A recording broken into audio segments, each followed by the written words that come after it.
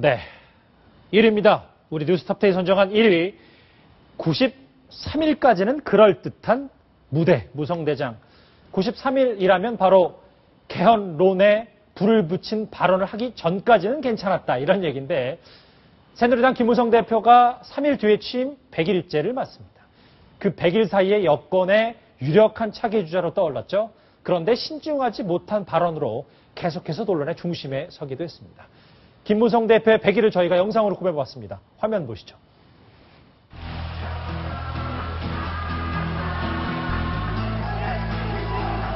우리 새누리당의 목표는 분명합니다.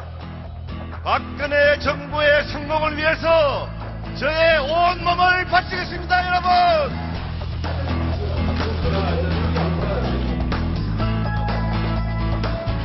현재 생각이 없습니다. 또 여론조사 기관에서 대권 주자로서 제 이름을 빼주시기를 부탁드립니다. 앞으로 술은 반주 정도로 하고 술집에 절대까지 맙시다. 못 믿겠어요?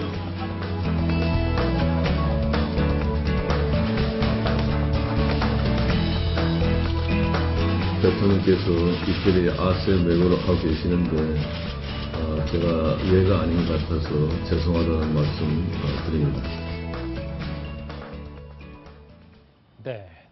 저 마지막 개헌 발언 얘기하기 전까지 참 좋았다는 얘기고. 근데 저는 저 개헌 발언에 대해서 사과를 한 게 맞는 저는 의심이 갑니다. 왜냐하면 김무성 대표가 정치를 뭐 하루 이틀 하는 것도 아니거든요. 그럼요. 그런데 지금 이제 일단 질러놨다가 하루 만에 오히려 이제 사과를 하는 걸 보면 저는 오히려 대통령을 더 당황스럽게 하는 것 같아요. 형 차장님 직접 답해주세요. 예. 어떻게 보십니까? 사과했다고 보세요? 아니, 근데 저는 사과한 게 아니라 이 정도 그냥 예의만 차려주고 네. 더 큰 불을 지핀 게 아닌가 이렇게 생각이 들거든요. 글쎄요, 내용적으로 보면요. 대통령이 밖에 나간 시점에 내가 이 얘기를 꺼낸 것, 그 부분 심려를 끼친 것 죄송하다. 그렇게만 얘기했어요. 자, 개헌론 자체에 대해서는 내 신념이고 여기에 대해서 사과할 생각이 없다. 가려 열고 가로 닫고 이런 거 아닌가 하는 생각입니다.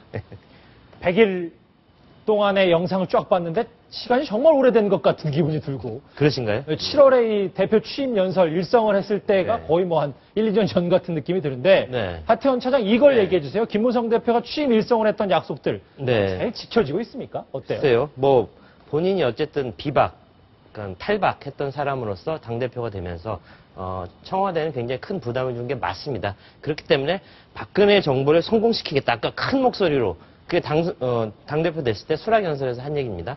박근혜 정부 성공시키겠습니다. 저 얘기는 맞아요. 박근혜 대표가 잘 가야지 본인이 대권으로 갈 수 있는 그런 반석, 그런 대로가 생기기 때문에 저 부분은 약속을 지키려고 노력할 거라고 저는 생각합니다. 그다음에 수평적 당청관계 만들겠다. 예. 저 부분은 굉장히 어렵습니다. 당청관계. 지금은 역시 살아있는 권력은 청와대 아니겠습니까? 살아있는 권력과 여당 대표. 결코 수평적이 되긴 어렵습니다. 나중에 떠오르는 권력이 내려가는 권력과 어떤 균등해지는 그런 지점이 있고요. 나중에 임기 말로 가면 김무성 대표가 더 세지는 상황 올 수도 있습니다. 하지만 지금은 수평적 당청관계 만들겠다는 약속 지켜지지 않고 있다고 보고요. 예. 하나 단적인 예가 개헌론이 꼬리 내린 것. 아직은 수평적이지 못하다. 그쵸. 그런 얘기라고 볼 수 얘기는 있겠습니다. 그렇죠. 뭐 의원 특권 내려놓겠다는 것도 이제 사실 부체포 특권 얘기 때문에 논란이 많았는데 저는 하태원 차장한테 이 얘기를 하고 싶어요. 당내 주류 비주류 갈등 없애겠다. 그러니까 결국 뭐 친박과 비박의 싸움을 좀 줄이겠다라는 건데 네.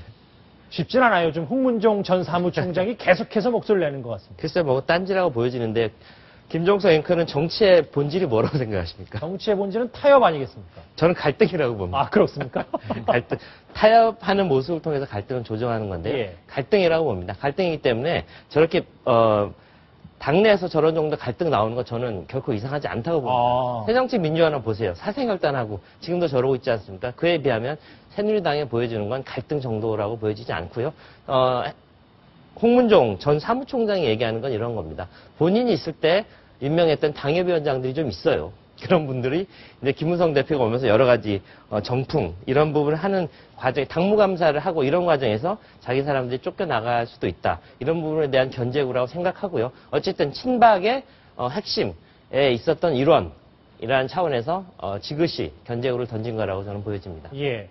김무성 대표가 개헌 논의가 너무 커지니까 사과 발언 비슷하게 대통령한테 예의가 아닌 것 같다고 얘기를 하면서도 정기국회 후에는 다시 개헌 논의가 될 수 있다는 여지를 남겼었는데, 하태원 차장. 그렇죠. 그러면 박근혜 대통령 예처럼 정말 블랙홀처럼 정말 빨려 들어가는 겁니까? 빨려 어떻게 들어갈 가능성이 있습니다. 개헌론은 언제든 그랬습니다. 언제든 그랬는데 현직에 있는 대통령은 늘 개헌론에 대해서 반대를 했고요. 저는 김무성 대표의 발언, 판도라의 상자를 활짝 열어제친 그런 메가톤급 발언이라고 생각을 하고요. 어쨌든 이번 정기국회가 끝나고 이번 올해 말 내년 후부터는 어떤 개헌에 대한 논의 상당히 활발히 일어날 가능성이 있다고 보여집니다. 예. 네, 제가 한마디 좀 더 보태면 그 개헌을 하려면 좀 야당 파트너도 중요하지 않습니까? 그렇죠. 네. 지금 원내대표가 그 새정치민주연대 우윤근 의원인데요. 네. 정치부 출입할 당시에 우윤근 의원은 정말 개헌에 대해서는 정말 자기 모든 정치의 목적을 개헌에 두고 있습니다. 아, 두 팔 걷고 나서. 그렇습니다. 왜냐하면 우윤근 의원은 자기가 원내대표를 대하는 이유도 개헌을 위해서 자기가 원내대표가 되어야 한다.